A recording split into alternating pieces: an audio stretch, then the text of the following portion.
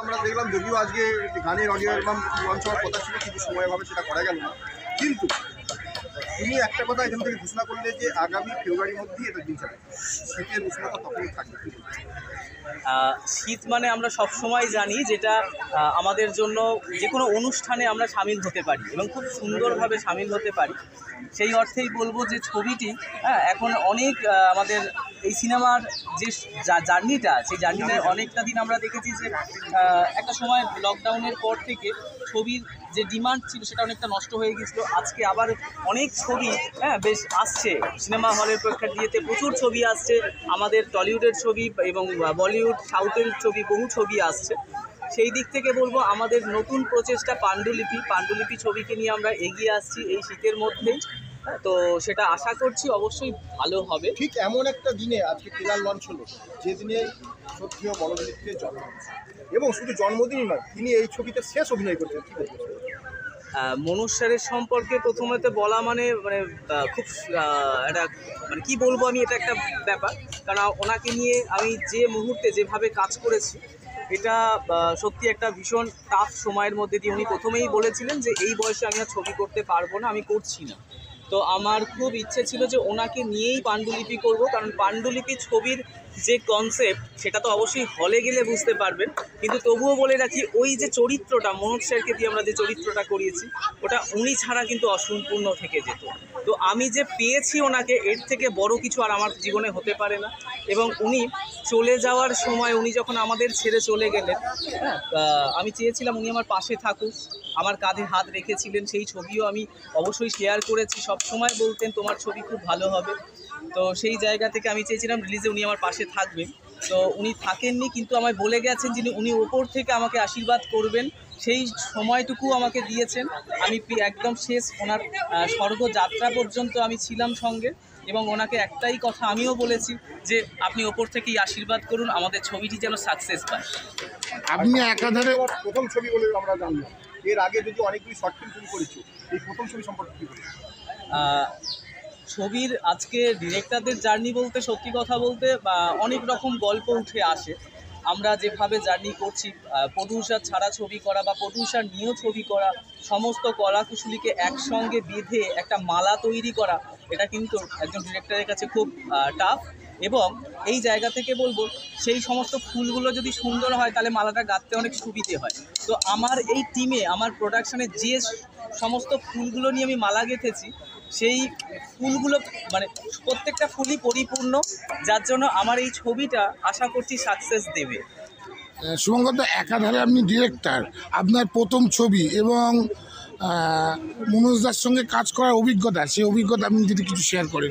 আমার প্রথম ছবি বলতে আমি কম বেশি প্রায় 300-রও বেশি short film, web series, video অ্যালবামে কাজ করেছি।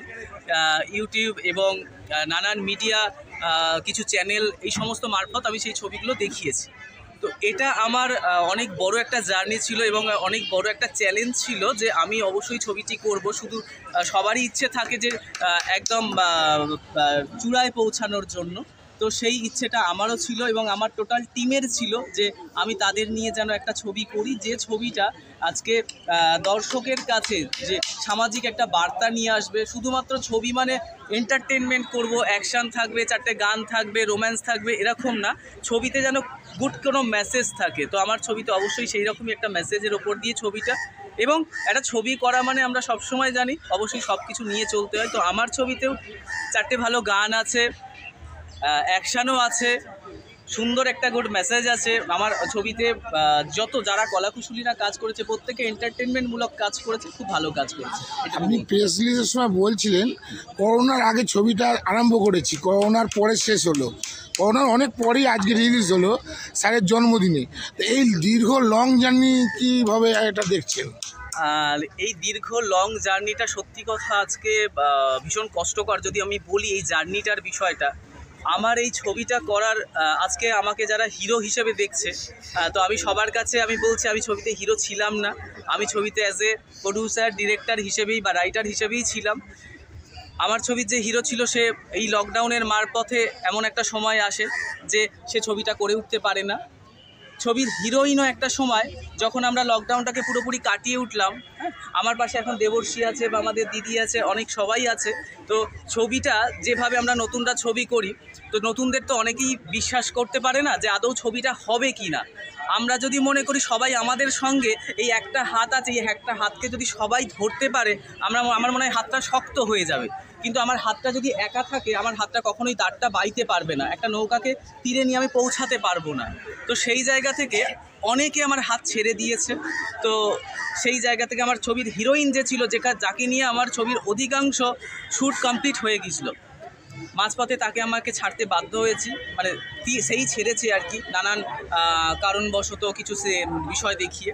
তো এরকম বহু কলাকুশলীরা ছবি থেকে এরকমভাবে সরে গেছে যে ভেবেছিল হয়তো ছবিটা হবে না। হ্যাঁ, তো সেই জায়গা থেকে আজকে মনে হয় আমার পাশে যারা আছে তারা আমার অনেক বড় সাপোর্ট। এই প্রথমেই একটা কথা বললাম যে আমার বাকি যে ফুলগুলোকে আমি পেয়েছিলাম, সেই ফুলগুলো সত্যি পরিপূর্ণ ফুল, যারা আমাকে আজকে এই জায়গাটা এনে পৌঁছে দিয়েছে। পাণ্ডুলিপি রিলিজ হচ্ছে, ট্রেলার রিলিজ করেছি প্রেস ক্লাবে, তো সেটা একমাত্র আমার টিমের জন্য, আমার কিচ্ছু এখানে কৃতিত্ব নেই। সমকাল বার্তা থেকে একটা কথাই জিজ্ঞেস করব যে এই যে ধৈর্য, এই ধৈর্য, এত বছরের ধৈর্য পরীক্ষা কার ইন্সপিরেশনে আপনি পেলেন? অবশ্যই বলতে হয়, সেখানে হচ্ছে আমার পাশে দাঁড়িয়ে আছে আমার দিদি। এই ছবিতে ভীষণ একটি বড় ভূমিকায় অভিনয় করেছেন দেবযানী দাশগুপ্ত। ছবিটার এমনও কিছু মুহূর্ত গেছে যেখানে, হ্যাঁ, আমাদের হিরোইনের মা অবশ্যই, তো এমনও কিছু বিষয় গেছে যেখানে আমরা তো দেখেছি লকডাউনের পরেই আমফান এসেছিল, তো আমার ছবিতেও একদম সেমভাবে আমফান এসে গেছিলো, যে মুহূর্তে আমরা আর মানে বুঝে উঠতে পারিনি যে আমরা একদম শীর্ষে পৌঁছে। আজকে আমি আমাদের মধ্যে পেয়ে গেছি মনোজ মিত্রের বোনকে, তার কাছ থেকে জেনে নেবো যে পাণ্ডুলিপি সম্বন্ধে কিছু, এবং তার দাদার কিছু অনেক বই আছে, তা বইয়ের কিছু অভিজ্ঞতার কথা। ম্যাম, কি বলবেন? অবশ্যই পাণ্ডুলিপি সিনেমাটি যে নবীন পরিচালক শুভঙ্কর দাস করেছে, তার সাহসকে আমি কুর্নিশ জানাই, এবং সে সৃজনশীলতায় থাকুক। তার প্রচুর সৃষ্টি আছে, বহুমুখী প্রতিভা আছে, এটুকু আমি জেনেছি। তার সাথে অনেক দিন ধরেই আমার একটু কাজ চলছে, সেই হিসাবে জানি সে অনেক কাজ করে, তার মধ্যে এটা করেছে। অবশ্যই বক্স অফিসে সফলতা পাক, এটাই আমার শুভকামনা। আর অভিনেতা মনোজ মিত্র সম্পর্কে আপনি তো তার দিদি, ছোটবেলার কিছু স্মৃতিচারণের কথা যদি বলেন। করে নাট্য ব্যক্তিত্ব, আজকে তার জন্মদিন, তার জন্মদিন উপলক্ষে বলতে চাই যে পারিবারিক সদস্য হিসাবে বলতে পারি ভীষণ রকম সাধারণ ছিলেন, অতি সাধারণ। মানে তার সামনে বসে আমরা যখন কথা বলেছি তখন তাকে কখনোই মনে হয়নি মানে এই মানুষটা আদালত, ওই টিমের মতো সিনেমা বা এরকম বহু সিনেমা নাটক করেছে, নাট্য ব্যক্তিত্ব, বিশাল মাপের মানুষ, বোঝা যায়নি। তিনি অতি অতি অতি সাধারণ, মিষ্টভাষী, কখনো তাকে রাখতে দেখিনি। আর ভীষণ রকম কি বলবো, আমাদের সাথে এত সুন্দরভাবে কথা বলেছেন, মিশেছেন, সেটা অভাবনীয়। আজ সত্যি কথা বলতে কি, একটা কথা বলেনি, সত্যি কথা বলতে কি মানে অন্তরের অন্তঃস্থল থেকে বলছি, তিনি যে অত অত অত বড় মাপের মানুষ ছিলেন, আমরা এখন তার সামনে কথা বলেছি বুঝতে পারিনি। আর যখন তিনি নেই, চতুর্দিকে তাকে নিয়ে এত চর্চা, আমরা জাস্ট অভিভূত। এতটা হতে পারে, এতটা বড় ছিলেন বটগাছের মতো, সত্যি জানতে পারিনি। আমি খুব ছোট তখন ব্ল্যাক অ্যান্ড হোয়াইট, কালার টিভিও মনে হয় কলকাতা এসছি কিনা জানি না, হয়তো এসছিল খুব কম।